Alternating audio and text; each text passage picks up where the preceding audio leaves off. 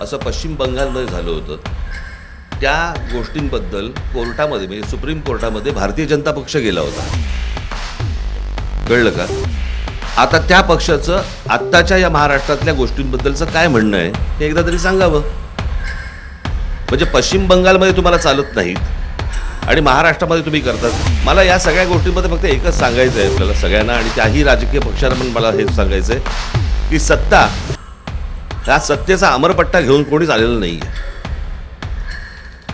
आज तुम्ही ज्यावेळेला सत्तेमध्ये आलात त्यावेळेला काँग्रेसने हे केलं, काँग्रेसने हे केलं, काँग्रेसने असं केलं म्हणून आम्ही असं करतोय असं ज्यावेळेला तुम्ही सांगता, उद्या जेव्हा तुम्ही जाल आणि तुम्ही जे पायंडे पाडून ठेवलेले आहेत त्याच्या दामदुपटीने ज्यावेळेला पुढे सुरू होईल त्यावेळेला कोणाकडे तक्रार करू नका.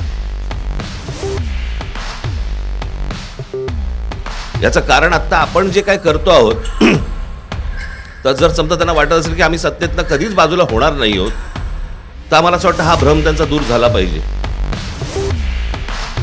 आणि उद्या ज्या वेळेला सत्ता परिवर्तन होईल आणि ज्या वेळेला दुसरे येऊन ज्यावेळेला याहून वाईट ज्यावेळेला होईल त्यावेळेला आपण काय करणार आहोत याचा विचार मला असं वाटतं सत्ताधाऱ्यांनी त्या वेळेला करणं गरजेचं असतं. आपण करत असलेली एखादी कृती आपण चुकीचे पायंडे पाडत नाही होत ना याचं भान मला असं वाटतं राज्यकर्त्यांकडनं सुटलं की मग पुढे काय होतं हे आज आपण पाहतो आहोत. मला असं वाटतं जे राज्यामध्ये लोक आहेत त्यांनी या गोष्टींचा नीट विचार करणं आवश्यक आहे. आपण काय पसरवतोय, आपण काय टाकतोय या